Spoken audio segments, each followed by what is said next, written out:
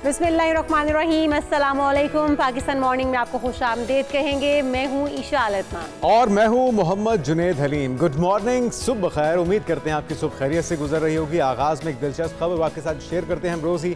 आज की खबर ये नाज़रीन, ये बहुत ही कम लोगों से सुनने को ऐसा मिलता है कि उन्हें चॉकलेट पसंद नहीं है, और क्यों ना वो होती इतनी मज़ेदार है, बच्चे बड़े सभी पसंद करते हैं। बिल्कुल जी। और बाज़ लोग तो ये करते हैं कि खाने के बाद, डिनर के बाद चॉकलेट सेशन भी रखा जाता है, मीठे के लिए आपको चॉकलेट दी जाती है। लेकिन चॉकलेट जो है वो एक एडिक्शन भी बन जाती है कुछ लोगों के लिए। लेकिन चॉकलेट को आप इस्तेमाल कर सकते हैं अपने आप को फ्रेश एक्टिव रखने के लिए, ग़िज़ा के तौर पे भी तो इस्तेमाल किया जाता है। इसमें बड़े से न्यूट्रिशंस हैं और इसके अंदर ताकत है। अगर आप इसको सही तरीके से, खासतौर पे जो डार्क चॉकलेट है उसके बड़े फ़वाइद। बिल्कुल, डार्क चॉकलेट की बात करने जा रही थी कि डार्क चॉकलेट के बहुत सारे फ़वाइद हैं, लेकिन जो हम चॉकलेट इस्तेमाल करते हैं उसके नुकसानात भी हैं। और चॉकलेट खाने के बाद अगर बच्चे आपके ब्रश नहीं करते तो उसके भी मनफी असरात हो सकते हैं। लेकिन जनाब, चॉकलेट ज़हनी दबाव से आपको निजात दिलाती है, आपका मूड जो है वो बेहतर हो जाता है। अगर किसी को मूड स्विंग का प्रॉब्लम हो रहा है या उसका मूड ख़राब जा रहा है तो आप उसको चॉकलेट दें और उसका मूड अच्छा हो जाए। चॉकलेट और आइसक्रीम, ये दोनों चीज़ें ऐसी हैं वैसे कि आप खाएं तो आपको एक खुशी का एहसास होता है। तो कुछ ना कुछ तो है इनके अंदर राज खुशीदा जो अल्लाह ताला ने रखा है। और 7 मिलियन टन सालाना तौर पे पूरी दुनिया में ये इस्तेमाल की जाती है, और जो कि मेरे ख्याल में 1 किलो हर शख्स के हिस्से में आती है। 7 मिलियन टन आप बनाए ना तो 1 किलो हर बंदे के हिस्से में आती है। हमारे साथ प्रॉब्लम ये भी है ना शायद कि यहाँ पे तो इतनी महंगी है क्योंकि ज़्यादातर तो इम्पोर्ट की जाती है और उसकी कीमत इतनी बढ़ जाती है कि हर बंदा तो उसे अफोर्ड भी नहीं कर सकता। तो अच्छा, वैसे मुझे पर्सनली वाइट चॉकलेट पसंद है और मुझे डार्क चॉकलेट की बजाय मुझे वाइट चॉकलेट खाना। ये बहुत रेयर है वैसे वाइट चॉकलेट किसी को पसंद होना। लेकिन हमारी ये इस मौके पे क्योंकि खबर दिलचस्प है तो गवर्नमेंट को भी चाहिए मेरे ख्याल में इसे ड्यूटी फ्री कर दें। बिल्कुल, ऐसे ड्यूटी फ्री क्यों कर दें, वैसे चॉकलेट फ्री कर दें। अगर आप कहते तो वैसे चॉकलेट फ्री कर दें। इतना भी ज़्यादा नहीं है कोई, मतलब कोई चैरिटी इदारा तो थोड़ी बना रहा है। हाँ, और आपको पता है दुनिया भर में चॉकलेट डे इसीलिए मनाया जाता है ताकि चॉकलेट की अहमियत को उजागर किया जा सके कि ये आपको ज़हनी दबाव को भी कम करती है, ज़ियाफ़त के लिए भी बहुत पसंदीदा चीज़ है। तो इसलिए चॉकलेट को प्रमोट किया जाता है इस दिन चॉकलेट डे मना के। हम अपनी टॉप 5 स्टोरीज शामिल करते हैं जनाब। और सबसे पहले आज का जो हमारा टॉपिक भी होगा वो होगा गवर्नर स्टेट बैंक ने आइंदा माह से महंगाई बढ़ने का इंदिया दे दिया। पहले ही महंगाई का जोरों पर है और उसके बाद फिर से एक बार इंदिया दे दिया गया। घंटी बज गई है गवर्नर स्टेट बैंक की तरफ से। वजूहात क्या है, क्या इसे रोका जा सकता है, इस पर बात करेंगे। फिर बात करेंगे PSL सीजन 10 कराची किंग्स और लाहौर कलंदर्स की टीमें आज होंगी मद्दे मुकाबल। भरपूर तरीके से मैचेस जारी हैं और आज के मैचेस के हवाले से भी हम फोकस करने की कोशिश करेंगे। और उसके बाद आपको बताएंगे कि गज़ा में इजरायली मुहासरे से क़यामत ख़ेज़ कहत की सूरत हाल है। खुराक तकसीम करते हुए 6 रज़ाकार भाई इजरायली हमले में शहीद हो गए हैं। इस पर भी तफसील से और फिर बात होगी सूरज के तेवर बदलने लगे हैं। मुल्क के मुख्तलिफ इलाकों में हीट वेव का खदशा पैदा हो गया है। सूरज पूरी तरह से आंखें दिखा रहा है, गुस्से का इजहार कर रहा है, और इस गुस्से से बचने के लिए हम अपने तौर पर क्या क्या इक़दाम कर सकते हैं, हुकूमती सतह पर क्या क्या कुछ होना चाहिए, क्योंकि खदशात हीट वेव के अपनी जगह मौजूद हैं। उसके बाद आपको बताएंगे कि शॉर्ट टर्म मेमोरी लॉस क्या है, याददाश्त को कैसे बेहतर बनाया जा सकता है, इसके लिए क्या क्या खुराकें हो सकती हैं, क्या कोई एक्सरसाइज या थेरेपी भी हो सकती है। हम जानेंगे माहिर नफ्सियात से, लेकिन हम पहले कर लेते हैं जी हाँ उस खतरनाक खबर की जिसका इजहार किया है, जिसकी वार्निंग दी है खुद गवर्नर स्टेट बैंक ने। महंगाई कम होने के बजाय बढ़ रही है। इस हवाले से गवर्नर स्टेट बैंक ने भी पेशगोई कर दी और महंगाई बढ़ने की रफ्तार में वो कहते हैं कि जी इजाफा भी हो सकता है। कितना इजाफा हो सकता है, क्योंकि ऑलरेडी आवाम जो है उनकी कुव्वत खरीद तो खत्म होकर रह गई है। हारून शरीफ साहब हमारे साथ मौजूद हैं, माहिर मईशत। वेलकम टू शो कहेंगे हारून शरीफ साहब आपको। हारून साहब, महंगाई ऑलरेडी बहुत बढ़ चुकी हुई है, लोगों की कुव्वत खरीद पहले ही कम हो चुकी है, रोज़गार लोगों के पास नहीं है, और फिर जिस तरह से अभी एक फिर से इंदिया दे दिया गया है कि हम जो है वो फिर से कीमतें बढ़ाने जा रहे हैं या महंगाई जो है वो फिर से बढ़ने जा रही है। क्या लगता है आपको, महंगाई बढ़ाना ही हल है या फिर इसके इन्फ्लेशन को कंट्रोल भी किया जा सकता है, जिस तरह से अहदाफ पूरे करने के लिए इस वक्त स्टेट बैंक जो है वो लगा हुआ है? जी, ये जो महंगाई है ख़ास तौर पे कंज्यूमर्स के ऊपर, जब इसकी शरह आप कम करते हैं IMF के प्रोग्राम में, क्योंकि आप मनी की सप्लाई को कम कर देते हैं, शरह सूद को बढ़ा देते हैं ताकि कम लोग बोरो करें। अब जब महंगाई की उससे शरह नीचे आनी शुरू होती है तो आपने देखा कि पिछले कुछ महीनों में शरह सूद को हमने फिर से बहुत कम कर दिया, पुरानी शरह की निस्बत से 20% से 10% पर आ गई। जब शरह सूद नीचे जाती है तो लोग, कंपनियां और हुकूमत और लोग ज़्यादा बोरो करते हैं और फिर पैसा फिर से मार्केट में आना शुरू हो जाता है और वो कंजम्पशन में इस्तेमाल होता है। लोग अपनी चीज़ें खरीदते हैं, एसेट्स खरीदते हैं। तो जब ज़्यादा खरीदते हैं और पाकिस्तान कम चीज़ें बनाता है, ये एक इम्पॉर्टेंट फैक्टर है। हमारी पॉपुलेशन के हिसाब से हम बहुत कम चीज़ें पाकिस्तान में बनाते हैं। आप अभी चॉकलेट का जिक्र कर रहे थे आगाज में। ये चॉकलेट इंपोर्ट करने की बजाय हमारे पास मिल्क है, रिसोर्सेज हैं, यहाँ बननी चाहिए। जब आप इंपोर्ट करते हैं तो उसके लिए आपको डॉलर्स खरीदने पड़ते हैं और महंगाई फिर से बढ़नी शुरू हो जाती है। अब ये हम सबको पता था कि ये एक साइकिल है। जो ही शरह सूद नीचे आएगी, कुछ रिलैक्स्ड मॉनेटरी पॉलिसी आएगी, महंगाई बढ़नी शुरू होगी। हमारे सियासतदान जो दोस्त हैं वो इसको ओवर सेल करते हैं। एक माह का नंबर नीचे आता है, इश्तिहार लग जाते हैं, खुशखबरियां आ जाती हैं, उससे हम लोगों की एक्सपेक्टेशन बिल्ड करते हैं। हमारे पास कोई इसका सॉलिड एविडेंस नहीं होता कि ये सस्टेन करेगा। ये तो फिर यानी कि हमारे अपने ही हारून साहब इक़दामात हैं जो कि महंगाई का बायस बनेंगे। लेकिन एक अच्छी खबर ये भी थी जो गुज़श्ता रोज़ गवर्नर स्टेट बैंक की तरफ से बताया गया कि 4.1 अरब डॉलर्स के जो गैर मुल्की जो ओवरसीज़ पाकिस्तानी हैं उन्होंने तरसीलात ज़र भेजी हैं, जो कि एक बड़ा रिकॉर्ड भी है।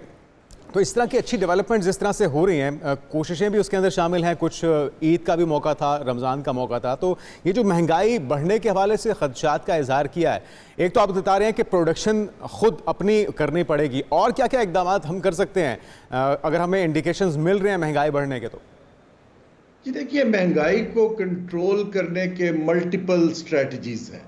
हम अभी ओल्ड स्कूल माइंडसेट में हैं कि लोगों को हैंडआउट्स दे दें, असिस्टेंट कमिश्नर जाके मार्केट में दुकानों पे डंडा लेके खड़ा हो जाए। ये कॉलोनियल ज़माने की बातें हैं। अब मॉडर्न जो इकोनॉमिक्स है और मॉडर्न मैनेजमेंट है, उसके अंदर आप मार्केट की रेगुलेशन अच्छी करते हैं, farm to market supply chains को मजबूत करते हैं, इंफॉर्मेशन प्रोवाइड करते हैं कंज्यूमर को। आजकल इलेक्ट्रॉनिक दौर है कि वो कंपेयर कर सके कि मंडियों में क्या हो रहा है। इसके मॉडर्न तरीके हैं कि आप कैसे जो आर्टिफिशियल लोग महंगाई करना चाहते हैं उसको रोकें। लेकिन फंडामेंटल प्रिंसिपल ये है कि जब चीजें बनेंगी और एक दूसरे से कंपीट करेंगी तब प्राइसेस नीचे आनी शुरू होंगी। जब कम चीजें होंगी, लेने वाले ज्यादा होंगे, प्राइसेस ऊपर जाती रहेगी। अच्छा, एक चीज़ आपने हारून साहब बताई कि प्रोडक्शन हमारी अपनी होगी। अब ये शुगर की एक छोटी सी मैं मिसाल दूंगा। चीनी तो हम खुद बनाते हैं, लेकिन उसके अंदर क्योंकि बासर लोग मौजूद हैं, ऐवानों में बैठे हुए लोग मौजूद हैं, वो जब शॉर्टेज क्रिएट करते हैं फिर बाहर से इंपोर्ट किया जाता है, उस पर ज़्यादा सब्सिडीज़ लेते हैं, और उसके बाद जो लोकल प्रोडक्शन है, गन्ने के जो काश्त करने वाले लोग हैं उनको भी सही तरह से मुआवजा नहीं मिल पाता। अल्टीमेटली अवाम उसका खमियाजा भुगतती है। इसी तरह से गंदम भी हो गई, इसी तरह से हम चिकन देखते हैं, वो मनमाने रेट्स उसके चल रहे हैं, डिमांड एंड सप्लाई रेगुलर होने के बावजूद। तो जो चीज़ें हम खुद प्रोड्यूस कर रहे हैं उसके अंदर भी चेक एंड बैलेंस ना होने की वजह से अवाम उसका खमियाजा भुगत रहे हैं, अवाम महंगी खरीदने पे मजबूर है। जी, मैं आपको ये एक्सप्लेन कर रहा हूँ ना कि देखिए, जब हुकूमत हर चीज में अपनी टांग अड़ाएगी ना तो उनको ये काम आता है, और जब इंटेंशन आपकी एक पर्टिकुलर एलीट को फायदा देने की होगी तो इसको हम एक्सट्रैक्शन कहते हैं। आप लोगों से पैसा एक्सट्रैक्ट करके एक तबके को ट्रांसफर करते हैं। इदारे जब इस तरह काम कर रहे होंगे, इसका डेलीगेशन हल है कि आप मार्केट बेस्ड इदारे बनाइए, प्राइवेट सेक्टर को टारगेट दीजिए और इंफॉर्मेशन भेजिए मार्केट में क्या हो रहा है। बहुत सी हमारी अच्छा हारून साहब, आपने जिस तरह से बात भी की कि हम एग्जैजरेट जो है हमारे हुक्मरान बहुत ज़्यादा कर देते हैं। पिछले दिनों में जब बिजली की कीमत में कमी वाक़ई हुई और 7 रुपये की कमी का इंदिया दिया गया तो बहुत बड़े बड़े बैनर्स लगा दिए गए और इसका वावेला इतना ज़्यादा किया गया, जो कि आप भी जानते हैं, हम सब भी जानते हैं कि जो 7 रुपये की बिजली की कमी की गई है वो ओवरऑल जो कमी थी पूरे साल के अंदर वो कंक्लूड करके और उसको जमा करके 7 रुपये की कमी बताया जा रहा है। अभी भी हम देख रहे हैं कि जिस तरह से महंगाई जो बढ़ने के दावे हैं वो हो रहे हैं, महंगाई ऑलरेडी बहुत है, ये किसी को नजर नहीं आ रहा। ग्राउंड रियलिटी भी अभी ये है कि महंगाई बहुत ज़्यादा है। लेकिन ये फिर कहा जाता है कि जमील साहब ये कहते हैं कि महंगाई जो है पिछले माह में 7.7% थी, लेकिन इसके बावजूद मुआशी इस्तेहकाम जो है वो हो रहा है। फिर मुआशी इस्तेहकाम कहाँ हो रहा है? हमें नजर नहीं आ रहा, आवाम को तो नहीं मिल रहा वो। जी, मुआशी इस्तेहकाम तो हुकूमत के लिए हो रहा है ना जी। जब रेमिटेंस ऊपर जाती है और उनके पास कुछ रिजर्व्स बढ़ जाते हैं, वो अपने बाहर की पेमेंट्स कर पाते हैं, वो इस चीज को, जिसको इंग्लिश में हम मैक्रो इकोनॉमिक स्टेबिलिटी कहते हैं, वो उसकी बात कर रहे हैं। उसका अवाम में वेल्थ क्रिएशन का, अपॉर्चुनिटीज क्रिएट करने का ताल्लुक अभी कोई नहीं है। वो तब बनेगा जब आप रीडिस्ट्रीब्यूशन की और इंसेंटिव्स क्रिएट करेंगे कि लोगों के लिए। अभी तो 2.5% ग्रोथ हमारी प्रोजेक्टेड है, तो we got to be living in, not in denial. ये जो आप इश्तेहारात की बात कर रही हैं, मैं आपको फिर से कहता हूं, मिनिस्ट्री ऑफ इंफॉर्मेशन किसी प्रोग्रेसिव मुल्क में नहीं होती। इसको आप बंद करें, इंडिपेंडेंट लोगों को अपने आप को जज करने दें कि जी आप कैसा काम कर रहे हैं। ये जो पब्लिसिटी के ऊपर पैसा स्पेंड किया जाता है, ये ना सिर्फ काउंटर प्रोडक्टिव है, ये लोगों की अननेसेसरीली एक्सपेक्टेशंस बिल्ड करता है, और ये भी अगेन एक प्रोपेगेंडा मशीन है, ना कि आप रियलिस्टिक एविडेंस पास ऑन करते हैं। It's really criminal, honestly speaking. बिल्कुल ठीक, बहुत शुक्रिया हारून रशीद साहब, आपने बड़ी अहम बात की है, अहम नुक्ता रेज किया है। हुकूमत अच्छे इकदाम को ओवर सेल नहीं करना चाहिए, उसका नुकसान भी अल्टीमेटली गवर्नमेंट को भी और आवाम को भी होता है महंगाई की सूरत में, और उसी के खदशे का इजहार गुज़िश्ता रोज़ गवर्नर स्टेट बैंक की तरफ से कर भी दिया गया। बिल्कुल जी, हम आगे बढ़ते हैं और बात करते हैं शादी ब्याह की, खुशी के मौके की। कई लोग इस मौके पर अपनी मुसरत का इजहार करते हुए पैसे निछावर करते हैं और हर शख्स अपनी इस्तात के मुताबिक ये खुशी मनाता है। लेकिन ये हरकत महंगी पड़ गई है जनाब। एक दूल्हे को अपनी बारात में नोट लुटाना बहुत महंगा पड़ा है। नाइजीरिया में ये वाकया पेश आया नाज़रीन, जेल की हवा उसे खानी पड़ी है, और 1 या 2 रोज़ नहीं बल्कि 6 माह के लिए। और ये वाकया पाकिस्तान नहीं बल्कि अफ्रीकी मुल्क नाइजीरिया में पेश आया। और भी वाकया आपको पता है शायद, वो भी 1-2 रोज़ पहले का, और वो इंडिया में पेश आया है। जूता छुपाई की आपको पता है रस्म होती है, उसके अंदर दूल्हे ने 50,000 का मुतालबा था, लेकिन गलती से या उसकी इस्तात इतनी थी 5,000 दे दिया, और फिर हुआ क्या कि लड़की वाले उसे उठा के दूसरे कमरे में ले गए और उसकी खूब पिटाई की है, डंडों से पिटाई की है, और उन्होंने कहा कि जी हम आपको अपनी। लेकिन ये रस्म ही बहुत ही पथेटिक किस्म की रस्म है, इसको खत्म होना चाहिए। जूता छुपाई की रस्म पाकिस्तान में भी है, क्योंकि ट्रेडिशन है। लेकिन मैं आपको एक बात बताऊं, इंडिया पाकिस्तान एक साथ थे डेफिनेटली, लेकिन ये रस्म होनी नहीं चाहिए, क्योंकि हमने बहुत सारी चीज़ें, बहुत सारी रस्मात हमने इंडिया से उधार ली हुई है, उनको हम इंजॉय करते हैं। बहरहाल जी, पैसे आपको इस तरह से नहीं लुटाने चाहिए, थोड़ा सा आपको कंट्रोल करके नहीं तो आपको जेल की हवा खानी पड़ सकती है। और वहाँ पे वैसे इस इकदाम पे, इस एक्ट के ऊपर पाबंदी भी थी, तो शायद दूल्हे को तो आपको पाबंदी का ख्याल रखना चाहिए था। लेकिन हम यहाँ पर एक ब्रेक शामिल करते हैं, और ब्रेक के बाद आपको बताएंगे PSL 10 कैसा जा रहा है और क्या कुछ होने जा रहा है इसके अंदर, अब तक क्या कुछ हो चुका है। लेकिन एक ब्रेक के बाद स्टे विद अस।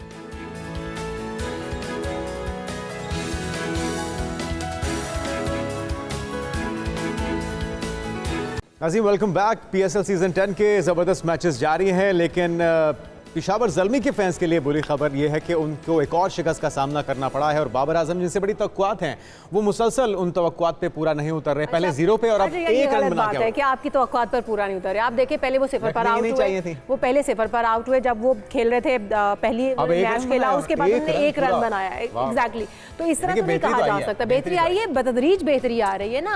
आप सेटिस्फाई हैं? मैं सेटिस्फाई हूं उनकी परफॉर्मेंस से। तकरीबन सारे फैंस उनसे बड़े मायूस दिखाई दे रहे हैं। बहरहाल इस्लामाबाद यूनाइटेड ने 102 रन से हरा दिया। 244 रन के हदफ के ताकुब में पेशावर ज़ल्मी 141 रन पर ढेर हो गई है। हमारे साथ ही अहमद नजीब सत्ती मौजूद हैं, स्पोर्ट्स जर्नलिस्ट, उन्हीं से जानते हैं। वेलकम टू शो कहेंगे अहमद आपको। अहमद, आप कितने सेटिस्फाइड हैं? क्योंकि मैं जुनेद से यही मुकालमा कर रही हूँ कि मैं सेटिस्फाइड हूँ, क्योंकि पहले देखें 0 पे आउट हुए थे पहले मैच में, बतदरीज थोड़ी बेहतरी आई, और 1 रन बनाया, 1 रन, पूरा 1 रन जो है उन्होंने बनाया। तो आप क्या समझते हैं कितनी बेहतरी है?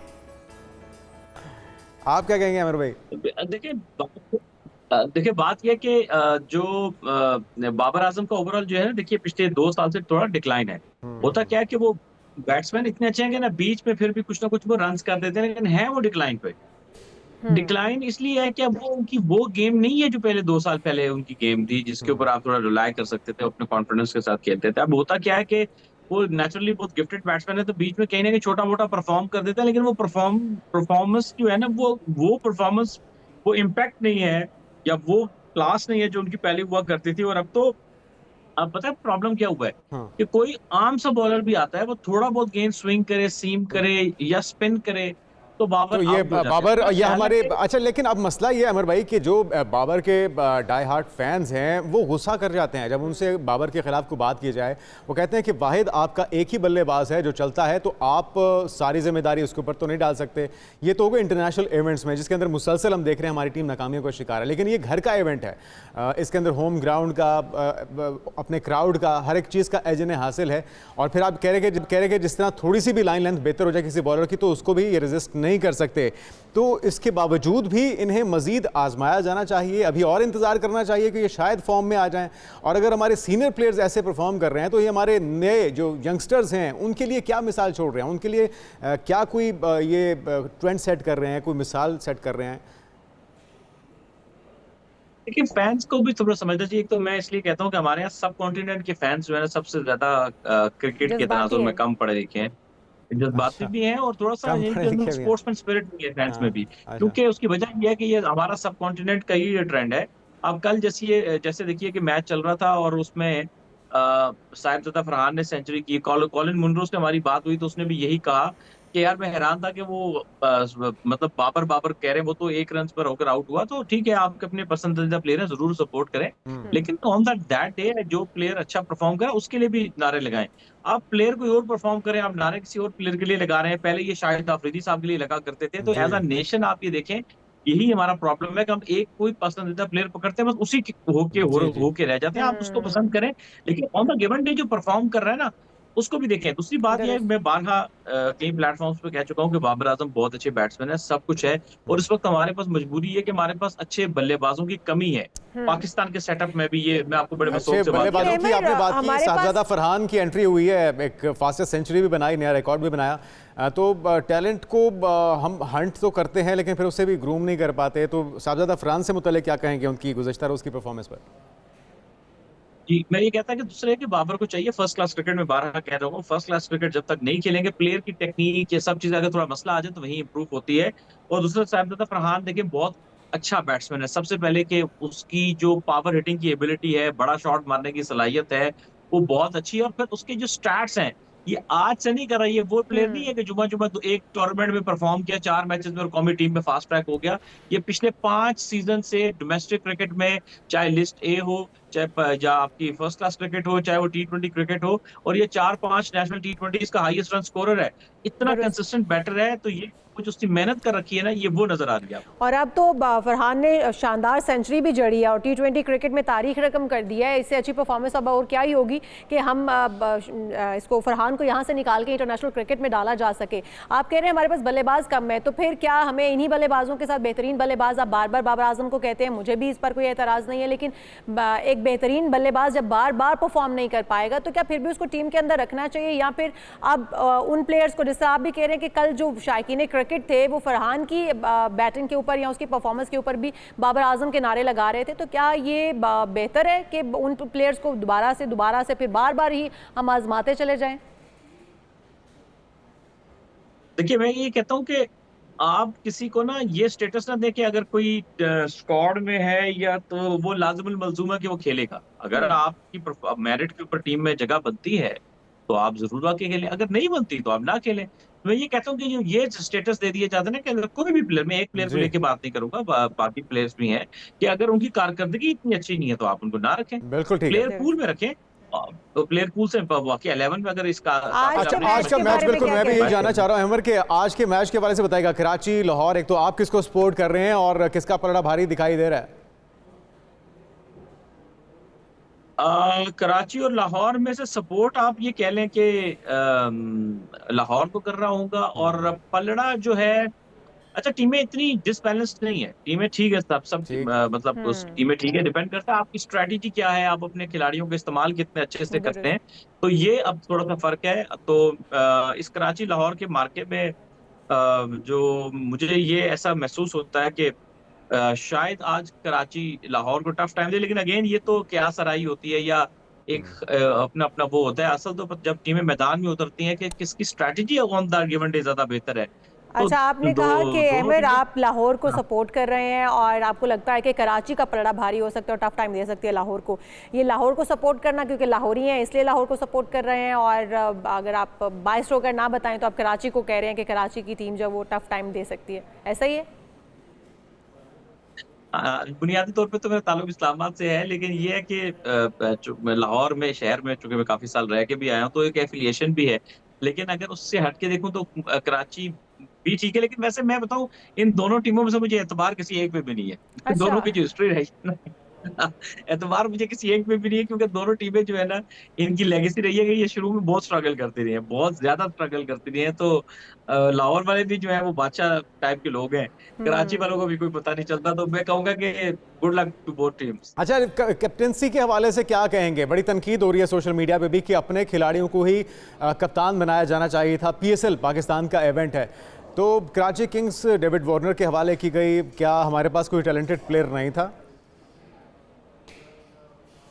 दुनिया बनाती है फॉरेन कैप्टन। अगर आप हमारे पड़ोसी मुल्क IPL में भी देखें तो वहाँ भी फॉरेन कैप्टन होते हैं। फॉरेन कैप्टन का अक्सर ये बनाया जाता है कि वो थोड़ा अग्रेसिव होता है, जैसे ऑस्ट्रेलियंस होते हैं वो थोड़े अग्रेसिव होते हैं। लेकिन ये कि जाहिर है कि उनको एक असिस्टेंस चाहिए होगी लोकल प्लेयर्स के हवाले से, उनको बताया जाएगा कि भाई ये प्लेयर की ये क्वालिटी है, इसको इस तरह से इस्तेमाल करना चाहिए। तो ये तो थोड़ा सा वक्त बताएगा कि ये फैसला किस हद तक दुरुस्त साबित होता है या गलत साबित होता है, तो इसके लिए इंतजार करना पड़ेगा।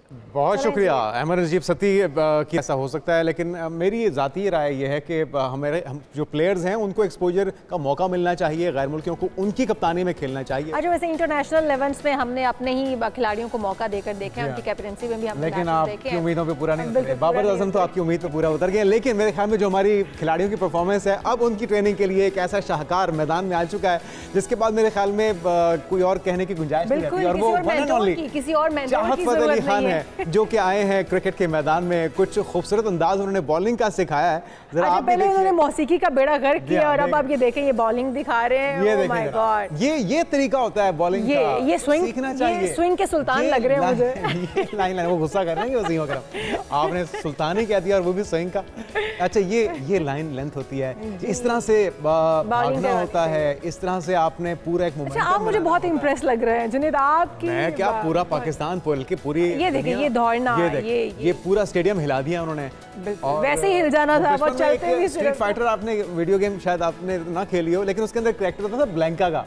ये ब्लैंका है, ये ब्लैंका है। अच्छा, लेकिन ये मैं कहूंगी कि चाहत फतेह अली खान को खबरों में रहना आता है। वो मौसीकी का बेड़ा गर्क करके हो या क्रिकेट की बात, क्रिकेट के मैदान में हो, जहां पर ये उतरते हैं ना जनाब, जहां उनको लगता है ना कि फुकदान है या स्पेस क्रिएट हो चुकी है, तो उस प्रोफेशन को वो हाईजैक कर मान रहे थे ना कि हम लोग खुद कह रहे हैं, इजहार इस बात का करें कि हमारे पास अच्छे बल्लेबाज नहीं है, हमारे पास बॉलर्स अच्छे नहीं है, तो आप देख लें आपको इनके अंदर चाहत फतेह अली खान ने जिम्मेदारी उठानी थी। एग्जैक्टली, किसी को तो एहसास करना था, किसी ने तो उस दर्द को महसूस किया और इतना दर्द महसूस किया कि खुद मैदान में उतर आए हैं। उसके बाद हम सबको दर्द में मुब्तला कर दिया, इतना दर्द महसूस कर चुके हैं। बहरहाल ये तो एक दिलचस्प वीडियो थी, हमने आपके साथ शेयर कर लें।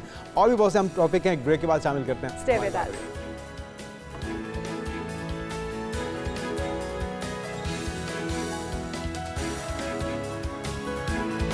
नाज़रीन, वेलकम बैक। और बात कर लेते हैं कुछ गर्मी की। सूरज अपने तेवर दिखा रहा है और मुल्क के बेशतर हिस्सों में शदीद जो गर्मी की लहर है वो आना शुरू हो चुकी है और हीट वेव का खदशा भी पैदा। बिल्कुल ऐसा ही है। महकमा मौसमियात ने ये कहा है कि 18 अप्रैल तक जुनूबी इलाकों में दर्जा हरारत मामूल से ज़्यादा रहेगा, 6 से 8 डिग्री सेंटीग्रेड तक, और लाहौर में पारा 40 डिग्री तक जाने का इम्कान है जनाब। तो PTMA की जानिब से हीट वेव अलर्ट भी जारी किया एक चीज़ है, ये अलर्ट तो जारी किया गया है, लेकिन प्रेडिक्शन ये भी है कि मानसून की जो बारिशें हैं वो पिछले सालों के मुकाबले में इस बार ज्यादा होंगी, तो उसके लिए भी हमें तैयारी करनी होगी। लेकिन पहले खदशा जो है वो हीट वेव का है, क्योंकि पहले गर्मी आएगी, गर्मी की एक शदीद लहर, और उसके बाद फिर जो है मानसून शुरू हो जाएगा। तो हीट वेव से बचने के लिए बुजुर्ग, खवातीन, बच्चे, शहरी क्या एहतियाती तदाबीर अपना सकते हैं? नौजवानों को भी याद रखें, नौजवानों के लिए भी जी वो क्या कर सकते हैं। हमारे साथ doctor Rana Jawad Asghar, public health expert मौजूद हैं। वेलकम टू शो कहेंगे आपको। डॉक्टर साहब, क्या करना चाहिए, क्योंकि महकमे मौसमियात ने अलर्ट जारी कर दिया, हीट वेव से बचने की तदाबीर क्या हो सकती हैं, यंगस्टर्स किस तरह से बचें? जुनेद का पहले सवाल लेकिन खास तौर पे बुजुर्ग बच्चे, क्योंकि जाहिर बात है वो ज्यादा मुतासिर होते हैं। जी, बहुत शुक्रिया प्रोग्राम में इनवाइट करने का। और बिल्कुल आपकी बात सही है कि ज्यादा खतरा इन चीजों का, हीट स्ट्रोक या सन स्ट्रोक का या ज्यादा गर्मी का, बच्चों और बुजुर्गों के अंदर है। और बुजुर्ग उसको हर उस शख्स को समझिए जो 65 साल से जिसकी उम्र ज्यादा हो गई है, वो हाई रिस्क पे आ जाते हैं क्योंकि उनके जिस्म की अपना मुदाफ़ती निज़ाम कमजोर हो गया होता है। लेकिन उसका ये मतलब नहीं है कि जवानों के अंदर उनको एहतियात नहीं करनी चाहिए, तो उनको भी उसी तरह एहतियात करनी चाहिए, लेकिन उनका जिस्म नॉर्मली ज्यादा अच्छा कंपनसेट कर लेता है निस्बतन बूढ़े लोगों की निस्बत। तो इसके अंदर जब ये गर्मी का आ गया है, अलार्म आ गया है, तो इसके अंदर जो एहतियात आपने ये करनी है कि बिला जरूरत गर्मी के जब धूप निकली हो तो आप बाहर ना निकले, नंबर 1। नंबर 2, अगर आपको किसी मजबूरी की वजह से निकलना पड़ भी रहा है तो सर पे कोई टोपी पहने, गर्दन अपनी को कवर करें कि उसको बराह रास्त धूप ना लगे, और उसके बाद आपके जो कपड़े होने चाहिए वो खुले और हवादार होने चाहिए और हल्के रंगों के होने चाहिए। क्योंकि अगर आप डार्क कलर पहनते हैं, ब्लैक कलर आजकल बड़ा फैशन है नौजवानों के अंदर, गर्मी को तो काला रंग एग्जैक्टली वो गर्मी एब्जॉर्ब कर रहा होता है और आपका हीट बढ़ा रहा होता है। चौथा ये है कि आपको वक्फे, अगर आपको करना ही काम पड़ रहा है बाहर गर्मी के अंदर, तो थोड़ी थोड़ी देर बाद रेस्ट कर ले, पानी पी ले, स्कंजबीन पी ले, नमक वाला कोई भी चीज, थोड़ा सा पानी जिसमें कोका, मैं आपको बोतलों का नहीं कहता कि सोडा वाटर पिए या जो आपके शुगरी ड्रिंक्स हैं, लेकिन ये घर के बने हुए शरबत हो, जो इमली आलू बुखारा हो गया, कांजी हो गई, या नींबू पानी जिस तरह बता रहे हैं, बिल्कुल। लेकिन वो जहाँ से पिए वहाँ ये देख लें कि वो पानी साफ इस्तेमाल कर रहे हैं या कि नहीं।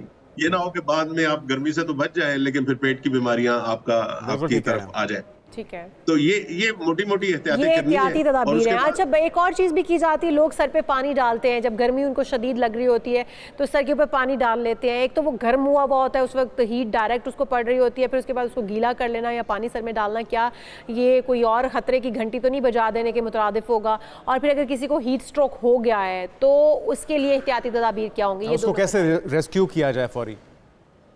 जी, देखिए, जिसको हीट स्ट्रोक होता है वो हम मेडिकली या क्लिनिकली यही कहते हैं कि उसका टेम्परेचर जो है वो 104 के लगभग आ जाता है या उससे ऊपर होना शुरू कर देता है। तो ऐसे शख्स के लिए, वो बच्चा हो बड़ा हो, आपको फौरी तौर पे उसके बॉडी का टेम्परेचर कम करना है, क्योंकि बॉडी का टेम्परेचर ज्यादा होना उसके जिस्म को ज्यादा नुकसान देगा। जबकि आप ठंडा पानी डालते हैं उसके ऊपर तो उसका नुकसान नहीं होगा।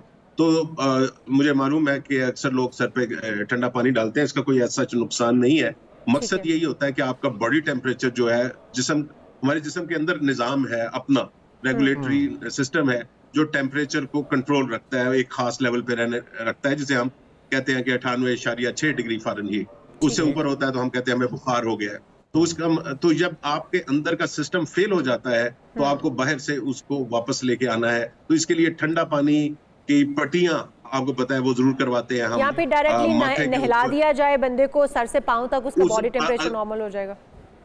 जी, अगर बहुत ज्यादा हुआ है तो उसको आप नहला भी सकते हैं, और उसको बेसिक हमारा फोकस ये होता है कि टेम्परेचर को कम किया जाए। अच्छा डॉक्टर साहब, एक और भी चीज़ बताइएगा कि पीक आवर्स कौन से होते हैं कि जिसमें हिद्दत ज़्यादा होती है, पीक पे होती है सूरज की, जिसमें आप कह रहे हैं कि एहतियात बरतें, अगर गैर ज़रूरी तौर पे ना निकलना ही बेहतर होगा, तो वो कौन से आर होंगे जिसके बाद उसकी हिद्दत में कमी आ जाती है, बाहर निकलें, अपने काम काज कर लें? फिर देखिए, आजकल जो हालात हैं, आप देखते हैं कि सुबह 10 साढ़े 10 बजे आपको गर्मी फील होनी शुरू हो जाती है। तो 11 बजे से लेके तकरीबन 4:30 5 बजे का टाइम आजकल ऐसा है जिसमें बाहर हिद्दत बहुत ज्यादा होती है। तो उसको अगर आप अवॉइड कर सकते हैं और इवनिंग्स में अपने मोस्टली काम आप कर लें तो वो बेहतर है, या 10 बजे साढ़े 10 बजे से डॉक्टर साहब, हमारे यहाँ का रिवाज ये है कि जैसे ही लंबे दिन शुरू होते हैं, गर्मियों के दिन स्पेशली शुरू होते हैं, तो लोगों को कंस्ट्रक्शन का काम याद आ जाता है। उन्हें छोटी से मोटी कोई कंस्ट्रक्शन करवानी है या बड़ा कोई घर बनवाना है, तब भी वो गर्मियों का दिन चूज़ करते हैं। गर्मियों का टाइम ये होता है कि उसमें डे काफ़ी लंबे होते हैं और मजदूर जो है वो टिक कर काम कर सकते हैं। तो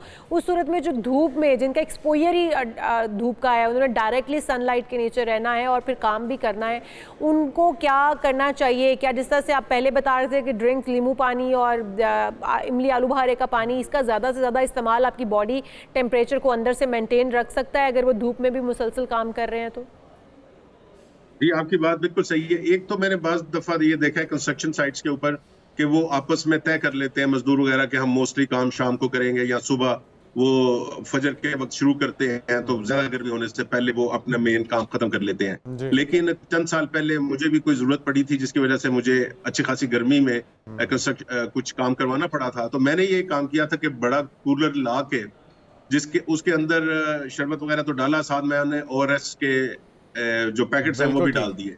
उससे फायदा ये होता है कि जो नमकियात निकल रही हैं मजदूरों की, ये बड़ा अच्छा तरीका है। अच्छा, एक और चीज़ ये भी बताएगा कि हीट स्ट्रोक का खदशा तो हीट वेव में होता ही है, लेकिन इंसान समटाइम इग्नोर भी कर देता है, या जो जवान लोग हैं वो कहते हैं कि शायद ये हम खुद ही नॉर्मल हो जाएंगे। पता कैसे चले कि हीट स्ट्रोक आपको हो चुकी है, आप इसका शिकार हो चुके हैं और आपको फौरी तौर पे इसके ऊपर कुछ ट्रीटमेंट चाहिए? वो क्या कंडीशंस होंगी, क्या सिम्टम्स होंगे? चंद बड़ी बड़ी अलामत मैं बता देता हूं। अगर आपकी विजन क्लियर नहीं हो रही, यानी कि ब्लर्ड विजन आ रही है, आपको क्लियर नहीं चीजें नजर आ रही, ये एक साइन है। अगर आपको मतली आ रही है, वो फील हो रहा है, ये एक साइन है। स्वीयर हेडेक एक साइन है। आपको जो सर में जो शदीद दर्द होती है, अच्छा। वो ये सारे उसके साइंस है। तो इनसे आपको अगर ये आते हैं तो आपको कंफ्यूजन अक्सर आपको अगर ये अगेन सनस्ट्रोक या हीट स्ट्रोक का एक ये भी साइन है कि आपका दिमाग पूरी तरह काम नहीं कर रहा और वो कंफ्यूज हुआ हुआ है। तो अगर आंखों के आगे अंधेरा आ रहा है या फेंट हो गए आप, ये भी तो होगा डॉक्टर साहब। और ब्लड विजन आ रही है, आपको क्लियर नहीं चीजें नजर आ रही, तो ये समझ लीजिए कि ये एक साइन है। अपने आप को ठंडी जगह पे ले जाएं, पानी पिए, ठंडे पानी में अपने आप को डिप कर लेना चाहिए या पट्टियां कर लेनी चाहिए। एहतियाती तदाबीर के तौर पर आपको ठंडी ड्रिंक्स पीनी चाहिए। बहुत शुक्रिया, डॉक्टर साहब हमारे साथ मौजूद थे, राना जवाद असगर, और जिस तरह से बता रहे थे वो कि आप जो तमाम एहतियाती तदाबीर करके हीट स्ट्रोक से भी बच सकते हैं और फिर हीट वेव से भी बच सकते हैं। जी हाँ, और किस तरह से आपने अगर कोई शिकार हो जाता है रेस्क्यू करना है, वो तरीका भी हमने आपके साथ शेयर किया, क्योंकि अब सूरज जो है अपने तेवर दिखा रहा है और इसका खदशा मौजूद रहेगा हीट वेव से बचने के लिए। आपको ये इकदाम करने हैं। आगे बढ़ते हैं और बात कर लेते हैं टाइटैनिक की। बिल्कुल, टाइटैनिक की बात करते हैं, जो कि 113 साल तकरीबन पहले ये वाक़या पेश आया था। 1912 में और एक बर्फानी तोदे के साथ टकराने के बाद ये कैसे दो टुकड़े होकर डूब गया था। और इसके बनाने वाले ने बड़ा ही अल्फाज बोले थे कि इसका जो कैप्टन था ना बेसिकली, वो थोड़े से मगरूर हो गए और उन्होंने ये अल्फाज इस्तेमाल किए कि खुदा भी चाहे तो इसे डबो नहीं सकता। और 1500 के करीब अफराद अपनी जानों के से हाथ धो बैठे थे, आपको याद होगा, और इस पर कई मूवीज़ भी बन चुकी हैं। लेकिन तहकीक करने वाले तजियाकारों ने, जिसमें पार्क स्टेनसन का ये कहना है कि टाइटैनिक इस तबाही का आखिरी बाकी रह जाने वाला शाहिद है और उसके पास अब भी सुनाने को मजीद कहानियां मौजूद हैं। तो साइंसदानों ने तारीख की सबसे बड़ी ज़रियाब स्कैनिंग मुहिम शुरू की थी, जिसके अंदर टाइटैनिक जहाज़ का मुकम्मल 3D डिजिटल मॉडल तैयार किया गया, जो कि इसकी तबाही की रात के बारे में नई तफसीलात, कुछ नई इन्फॉर्मेशन सामने आई है। बिल्कुल, और काफ़ी वो दिलचस्प। अच्छा जुनैद, इसका एक जो हिस्सा है, जो फ्रंट वाला इसका हिस्सा है, वो बिल्कुल ऐसे ही है, ज़मीन के ऊपर लैंड किया हुआ, जैसे वो अपना ट्रैवल शुरू मतलब जारी रखे हुए हैं। अभी भी उसका सफर जारी है, लेकिन जो पिछला हिस्सा है बिल्कुल वो बिल्कुल तबाह, बिल्कुल रेजा हो चुका है। और ये स्कैन्स जो हैं 2022 की गर्मियों में कनाडा के साहिल से नाजरीन वो सामने आए थे और 700 किलोमीटर दूर एक खसूसी जहाज़ से किए गए हैं, जिसमें टीम ने जहाज़ को मुकम्मल तफसील के साथ बगैर उसे छेड़े हर मिलीमीटर का नक्शा बनाया है। इस मंसूबे के तकरीबन 7,15,000 तस्वीर और 16 टेराबाइट्स का डाटा जमा किया गया है, जो किसी भी ज़ेर-ए-आब 3D मॉडलिंग के प्रोजेक्ट से 10 गुना ज़्यादा है। तो टाइटैनिक के माहिर पार्क स्टेनसन ने इस मंसूबे को गेम चेंजर करार दिया है और इंजीनियर्स को जहाज़ की तबाही के हकीकी मैकेनिक्स का तजिया करने में मदद मिल सकेगी। तो एक नई पेशरफ्त हुई है इसकी तहकीक में। अभी तक ना जुनैद, जो तमाम वो लोग हैं जो इसके ऊपर तहकीक कर रहे हैं, रिसर्च कर रहे हैं, वो ये जानना चाहते हैं कि आखिर क्या वजूहात रही होंगी कि इतना बड़ा जहाज़ और पहली बार समंदर में उतरने के बाद इस तरह से रेजा हो जाना, इसके पीछे वजूहात क्या है। लेकिन वो अल्लाह जो चाहे वो कर सकता है, बेशक वो इस पर हिकमत रखता है। और हम यहाँ पर एक ब्रेक शामिल कर बिल्कुल, ब्रेक के बाद हम आपको बताएंगे कि शॉर्ट टर्म मेमोरी लॉस होता क्या है। वो आपने एक मूवी देखी होगी, गजनी, जो कि हर 15 मिनट के बाद भूल जाता है कि पहले क्या हुआ था। तो एग्जैक्टली ये रियल में भी एक ऐसी बीमारी है। बिल्कुल जी, रोजमर्रा के में हम देखते हैं कि बहुत सारे इंसान ऐसे होते हैं जो कि हर थोड़ी देर के बाद कुछ ना कुछ भूल जाते हैं। तो इसकी वजूहात क्या है, इसके ऊपर काबू कैसे पा सकते हैं? एक ब्रेक के बाद स्टे विद अस।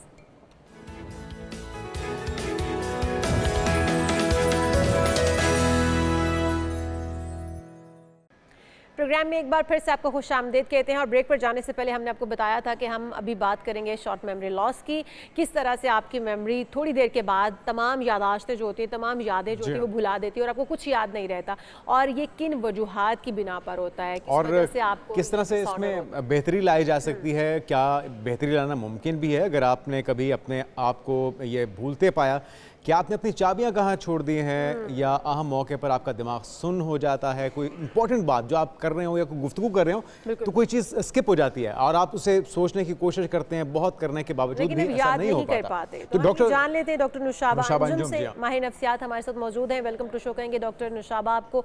डॉक्टर नुशाबा, हम वजूहात जानने की कोशिश करेंगे कि आखिर क्या वजूहात हैं, क्यों हम अपनी चीज़ें भूल जाते हैं, अपने मामलात को थोड़ी थोड़ी देर के बाद भूल जाते हैं और याद करने पर और भी ये याद हर बार क्या कोई बीमारी है या ऐसा इत्तेफाकन भी हो सकता है?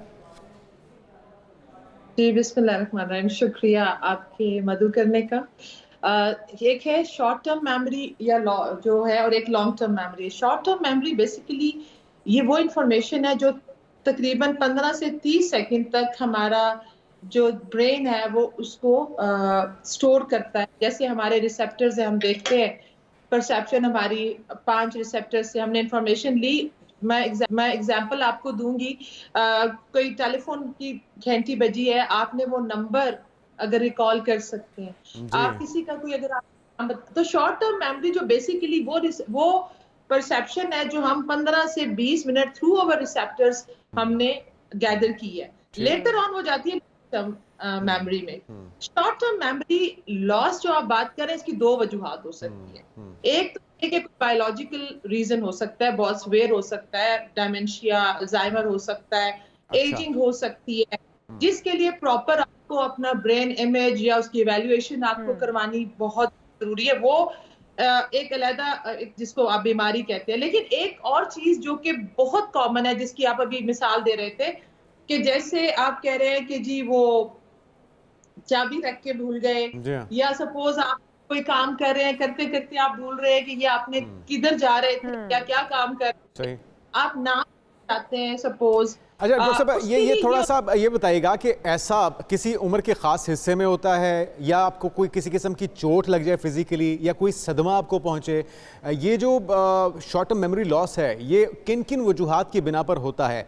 और वो जो हम पहले भी मिसाल दे रहे थे, जो गजनी मूवी थी इंडिया के अंदर बनी थी, क्या वही उसके रिएक्शंस होते हैं, उसके सिम्टम्स होते हैं कि आपको किसी ने कोई बात कही है 15 मिनट के बाद या 10 मिनट के बाद आपको बिल्कुल भूल जाए कि किसी ने आपको कोई बात कही है या आपने कुछ कहना है किसी को?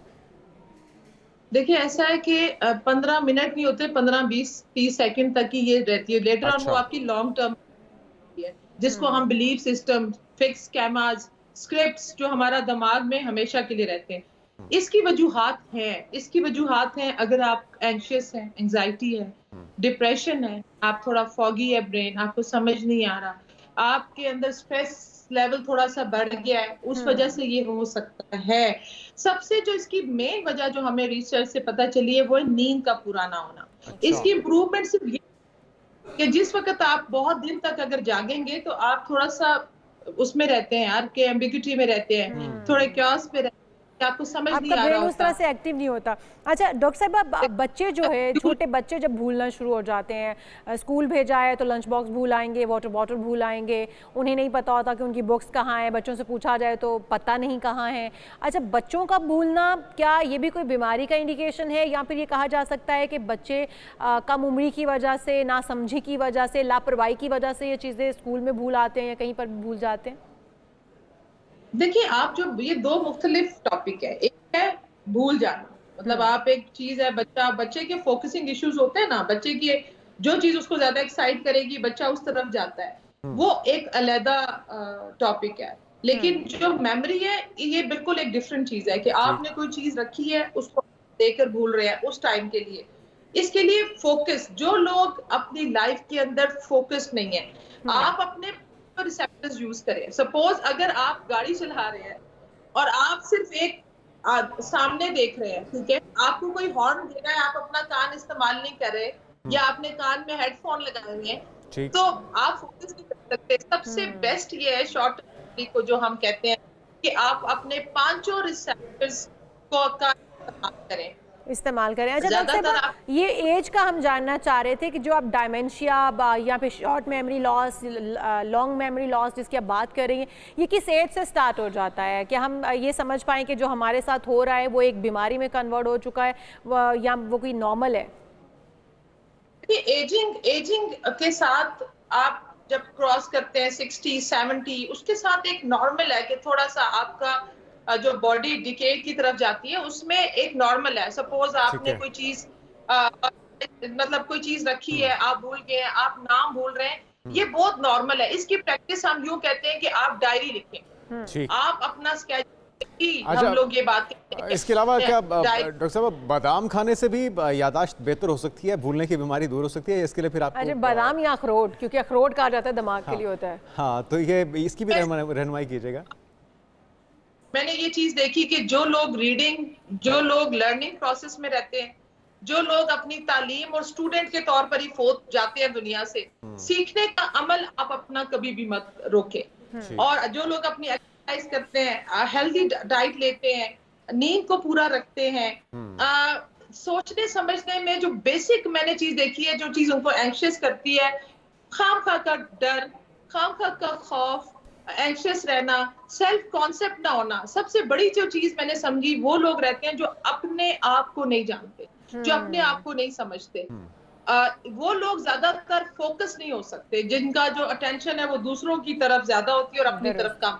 जो लोग पास्ट में रहते हैं, देखिए आपको हाल में रहना है। मेमोरी, शॉर्ट टर्म मेमोरी एक ही तरीका है कि जो टाइम आपके पास है आप उसको कैसे यूटिलाइज कर रहे हैं, फ्यूचर और ना के पास्ट, क्योंकि वही डिफाइन आज का डिसीजन आपका फ्यूचर, और जो पास्ट है वो गुजर गया है। तो फोकस करें। हम यही बात कहते हैं कि अपने प्रेजेंट पर और अपने फ्यूचर पर। अच्छा डॉक्टर साहिबा, अगर आपको पता चल गया कि आपको शॉर्ट मेमोरी लॉस हो रहा है या फिर आपको मेमोरी लॉस हो रहा है, तो क्या करना चाहिए? सबसे पहले डॉक्टर से रब्ता करना चाहिए और उसकी क्या तदाबीर हो सकती हैं, क्या तरीका इलाज हो सकता है?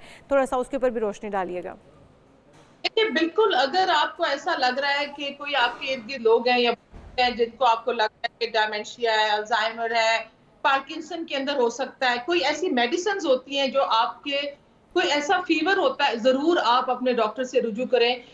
लेकिन अगर आपको लग रहा है कि छोटी छोटी चीजें हैं, जैसे आप भूल रहे हैं कि आपने लॉक किया था कि नहीं किया था, आप बार बार, एक तो जैसे हम ओसीडी में कहते हैं ऑब्सेसिव कंपल्सिव डिसऑर्डर, आप रिपीटेटिव एक्शंस करते हैं, बिल्कुल एंजाइटी समझती हूँ कि इसके अंदर सबसे जो जरूरी चीज है कि आप पहले तो अपनी साइकोलॉजिकल एवेल्युएशन जरूर करवाएं, मेडिकल एवेल्युएशन जरूर करवाएं। अगर ये कोई सिम्टम्स आपको बेसिक स्ट्रेस रिगार्डिंग है या साइकोलॉजिकल इश्यूज है, उसके लिए जरूर हम थेरेपीज या हम चीजें बताते हैं कि जैसे सपोज आप उसको इम्प्रूव कैसे कर सकते हैं। आप 5-10 वर्ड्स लिखें और आप एक दफा उसको देखें 5 से 10 सेकंड के बाद, और फिर आप रिकॉल करें कि आपको कितने वर्ड्स याद रह गए। ये आपका बेसिक हम टेस्ट मैं समझती वो है।